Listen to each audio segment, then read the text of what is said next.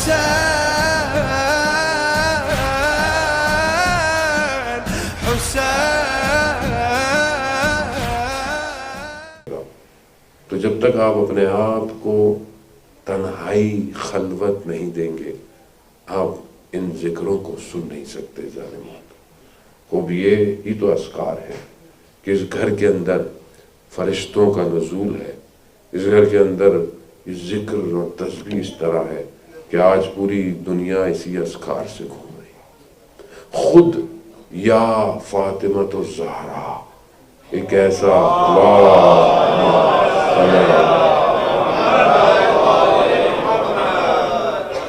کائنات کے رازوں میں سے ایک راز ہے. جو اس راز تک پہنچ گیا وہ اپنی سارے بند دروازے کھول لیتا ہے.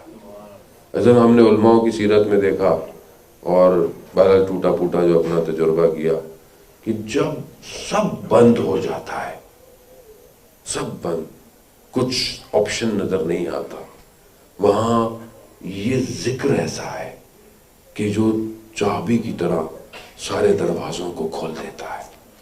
آیت اللہ شمس الدین اپنی کتاب روزگاران میں ایک عالم دین کا واقعہ بیان کرتے ہیں کہ میں مکہ حج کرنے گیا اور وہاں حج کرنے کے درمیان میں اچانک سے مجھے ایک شخص ملا، بڑی اس کی مونچھیں اور اس طرح کی اس کی حالت تھی.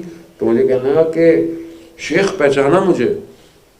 میں نے بڑا غور کیا، میں نے کہا نہیں. میں نے کہا نہیں پہچانا، میں تمہارے مدرسے کے برابر میں تھا، وہاں رہتا تھا.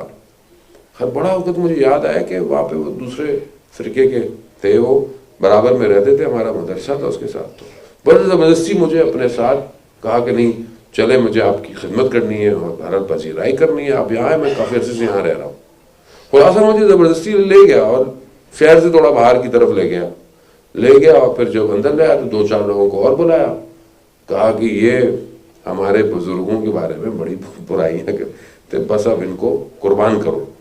اب جب انہوں نے مجھے اکیلا دے دیا، میں نے کہا تو میں پھنس گیا یہاں پہ، تو مجھے جو ہے وہ ماریں گے اور یہ کریں گے. بھائی تم میرے دوست تھے، تم ساتھ تھے، تم جانتے تھے، ہمارے ساتھ اٹھتے بیٹھتے تھے. کہہ رہا نہیں بہرحال اب یہ کرنا پڑے گا.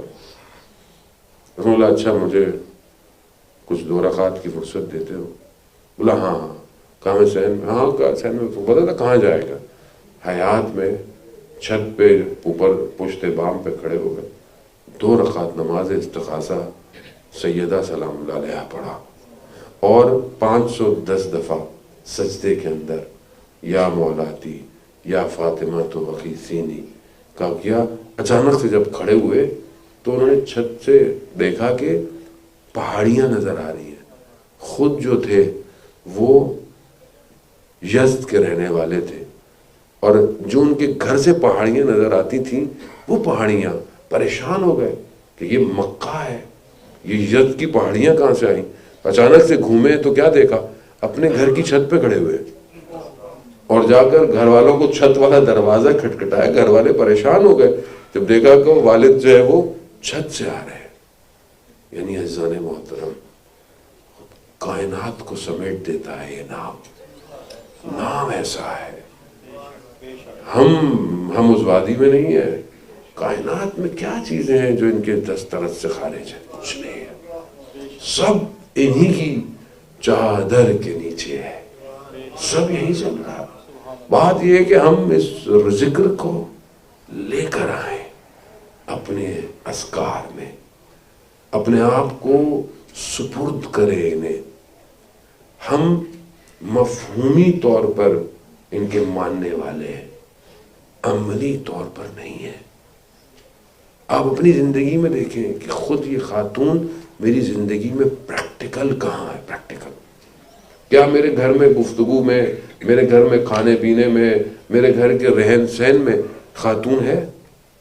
میں اپنے گھر کے فیصلے کرتا ہوں، ڈیسیجن کرتا ہوں، اپنے بچوں کی تربیت، بچوں کی شادی، اپنے لیے کوئی کام کرنا، دوسروں سے رابطہ. کیا یہ خاتون ہے میرے سامنے؟ کیا میں سوچتا ہوں کہ ان کا کردار کیسا تھا، میرا کردار کیسا ہے؟ اس کا مطلب کیا ہے؟ بس صرف مسجد میں امام بارگاہ میں ہے، باقی نہیں ہے. جب تک پریکٹیکل نہیں ہے روز قیامت میں کس منہ سے ہم کہیں گے کہ بی بی ہماری شفاعت کر دیں؟ شفاعت تو تبھی ہوگی جب اطاعت ہوگی. اطاعت ہی نہیں ہے زندگی میں خدا نہ خواستہ. تو آپ سوچیں کہ ہماری زندگی گلستان بن سکتی ہے کہ جب یہ پھول جو ہے وہ ہمارے وجود میں ذکر کی طرح آ جائے، کہ ہم اپنا رابطہ جوڑیں، کنیکشن. اور یہ پھر بھارت میں نے جو بتائی تو ظاہری زندگی ہے. باطنی زندگی کا جس نے مزہ چکھا ہو وہ معاملہ کوئی اور ہے. وہاں تو وادی کوئی اور ہے جب انسان باطن کائنات میں جاتا ہے. اور ہمیں خلق اس کائنات کے لیے کیا گیا ہے، ہمیں اس کے لیے نہیں کیا گیا. مولا متقیان خود فرماتے ہیں کہ تمہیں دنیا کے لیے خلق نہیں کیا گیا، تمہیں آخرت کے لیے خلق کیا گیا ہے.